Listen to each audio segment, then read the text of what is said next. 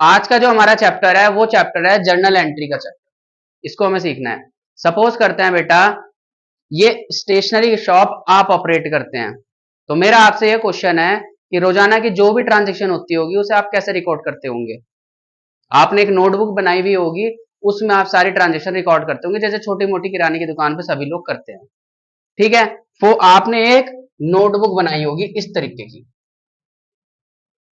अब मान लीजिए किस तरीके से आप रिकॉर्ड बनाते होंगे। एक कस्टमर आया, उसने 50 रुपए दिए और बॉक्स खरीद लिया, तो आप इस ट्रांजेक्शन को कैसे रिकॉर्ड करते होंगे। सर मैं ऐसे रिकॉर्ड करता हूँ, कॉपी लेकर उसमें मैं रिकॉर्ड करता हूं कि बॉक्स सोल्ड फॉर कैश ₹50। मैं ऐसे रिकॉर्ड कर देता हूं। कोई अगर एक कस्टमर और आया, उसने 150 का रजिस्टर खरीद लिया और 150 आपको दे दिए, उसको आप रिकॉर्ड कैसे करेंगे। सर मैं ऐसे रिकॉर्ड करूंगा, नोटबुक उठाऊंगा और उसमें लिख दूंगा कि रजिस्टर सोल्ड फॉर कैश ₹150। मान लीजिए एक जिस सप्लायर से आपने माल खरीद रखा था वो आया, उसने अपना पेमेंट लिया आपसे 10,000 रुपीज का। आपने उस सप्लायर को 10,000 रुपीज का पेमेंट कर दिया, तो इसको कैसे रिकॉर्ड करोगे आप। नोटबुक उठाओगे और उसमें लिख दोगे कि कैश पेड टू सप्लायर ₹10,000। इस तरीके से आप अपनी नोटबुक में रिकॉर्ड बनाते होंगे अगर आप कोई शॉप ऑपरेट करते हैं तो। मेरा आपसे ये क्वेश्चन है कि बेटा ये तो एक छोटी सी स्टेशनरी की शॉप हो गई, ज्यादा से ज्यादा रोजाना की 50 से 60 ट्रांजेक्शन हो जाएगी, उसे नोटबुक में मैं रिकॉर्ड कर सकता हूं ऐसे स्टेटमेंट में। लेकिन अगर ये शॉप ना हो के कोई एक मॉल होता जहां पर रोजाना की 1000 ट्रांजेक्शन होती है, उसे आप कैसे रिकॉर्ड करोगे। ऐसे नोटबुक लेके बैठोगे वहां पर। नहीं जी मैं तो कंप्यूटर, आप में से कोई कहेगा नहीं जी मैं तो कंप्यूटर लेके बैठ सकता हूँ, लेकिन कंप्यूटर लेके आप बैठेंगे तो क्या क्या कंप्यूटर में ऐसे स्टेटमेंट में रिकॉर्ड बनाएंगे। सोचने वाली बात है सर, टाइम कंज्यूमिंग हो जाएगा, तो बहुत टाइम लग जाएगा। तो कुछ ना कुछ तो हमारे पास ऐसा तरीका होना चाहिए ना कि हम अपनी ट्रांजेक्शन को शॉर्ट में रिकॉर्ड कर सके। तो समझे आप, ये जो चैप्टर है जर्नल, ये आपको सिखाता है कि आपको रिकॉर्ड ट्रांजेक्शन का इतना स्टेटमेंट में करने की कोई जरूरत नहीं है। आप अपनी ट्रांजेक्शन का रिकॉर्ड बहुत ही सिंपली वे में कर सकते हैं। इसी वजह से वो वे क्या है, वो तरीका क्या है रिकॉर्ड को सिंपली रूप में रिकॉर्ड करने का, वो तरीका है आपका जर्नल एंट्री। जर्नल एंट्री ये कहता है कि ट्रांजेक्शन्स को स्टेटमेंट में रिकॉर्ड नहीं करना, आप डेबिट एंड क्रेडिट में रिकॉर्ड करिए, आपकी ट्रांजेक्शन रिकॉर्ड हो जाएगी। जैसे कि मुझे जर्नल एंट्री आती है, तो ये जो आपने पहली ट्रांजेक्शन रिकॉर्ड की थी box sold for cash, statement में लिखी थी, मैं ऐसे नहीं, मैं जर्नल में लिख दूंगा कि कैश ₹50 एंड यहां लिख दूंगा बॉक्स ₹50। क्योंकि मुझे जर्नल आती है तो मैं रिकॉर्ड को समझ सकता हूं कि भाई मैंने, मेरे पास कैश आया 50 रुपए बॉक्स बेचकर।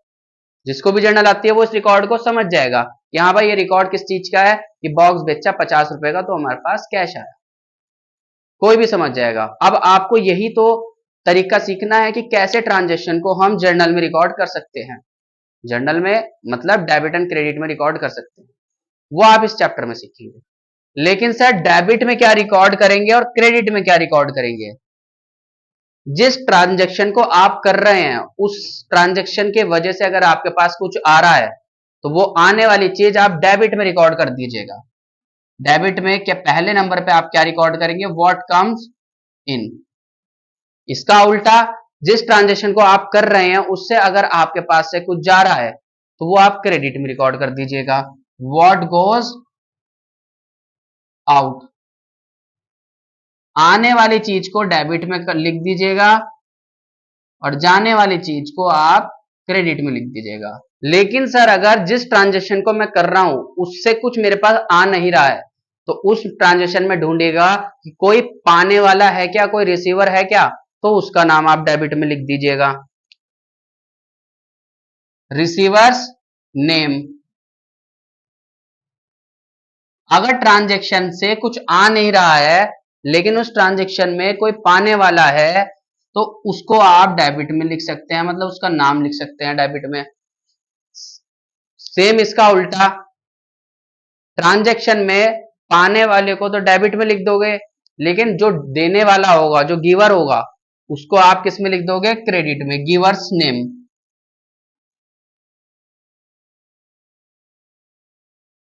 देने वाला, देने वाले का नाम आप क्रेडिट में लिख देंगे।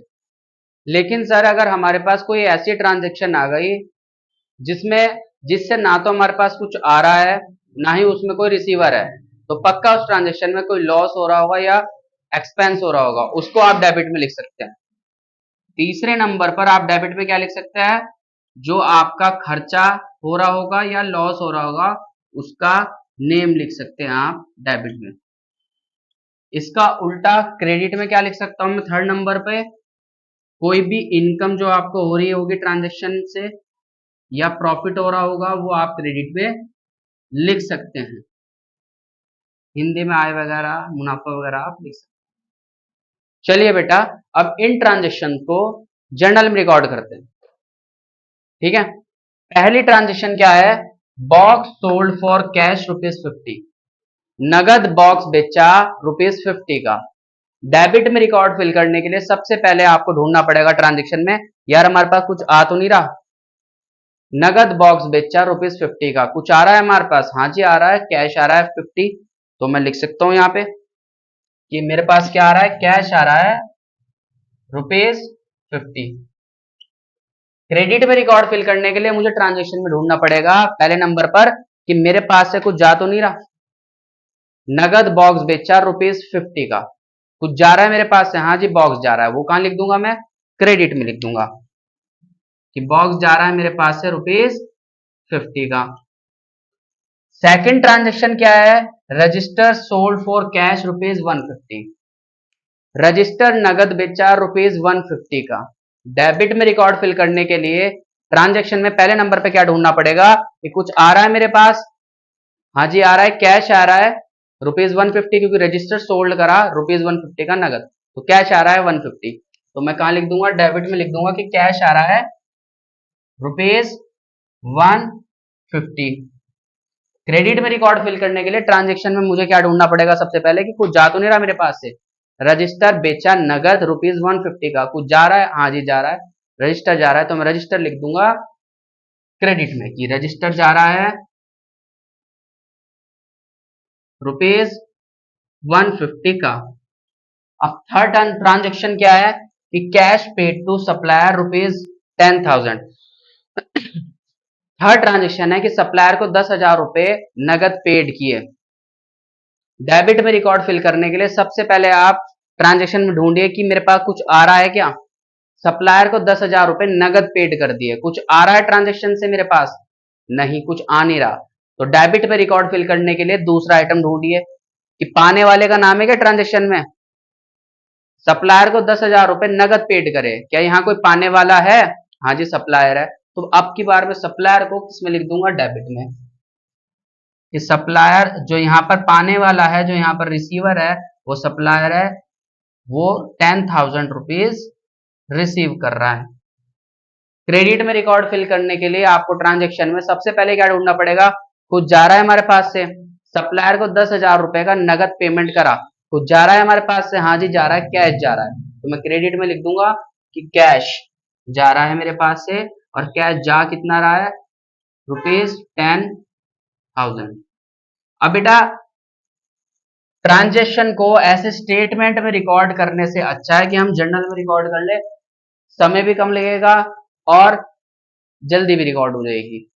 अब बेटा जर्नल एंट्री बनानी कैसे है, उसका कॉन्सेप्ट क्या है, वो तो ये है,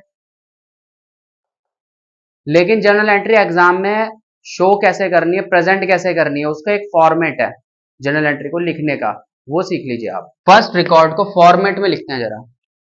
ये कैश डेबिट का आइटम है, तो डेबिट के आइटम आपको कैसे लिखने होंगे फॉर्मेट में, ये समझ लीजिए।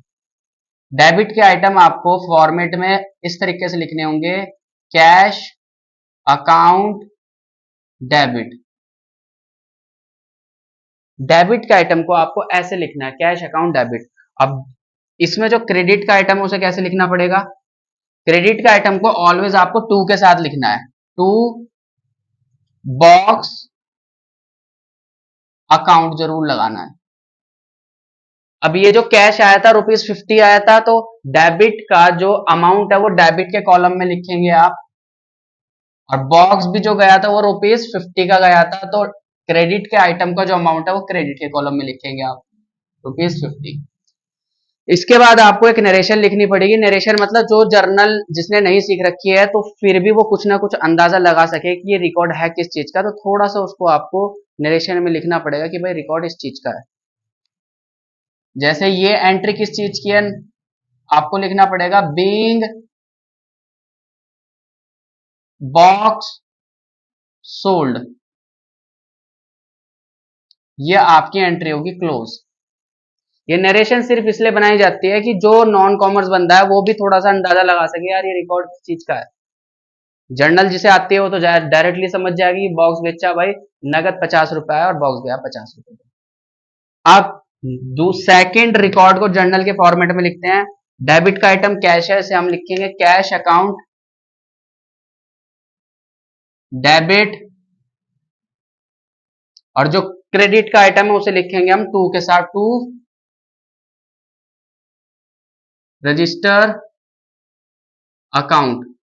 कैश जो आया है वो आया है 150, डेबिट का आइटम है तो डेबिट के कॉलम में इसका अमाउंट लिखेंगे, और रजिस्टर जो गया वो है 150 का गया है, तो क्रेडिट का आइटम का अमाउंट आपको क्रेडिट के कॉलम में लिखना पड़ेगा। इसके बाद आप नरेशन लिख देना। नरेशन ऑलवेज बीइंग के साथ स्टार्ट करना कि किस चीज की है ये, छोटा सा आप हिंट देना नरेशन में किस चीज का रिकॉर्ड है, कि ये रिकॉर्ड है रजिस्टर सोल्ड का, बीइंग रजिस्टर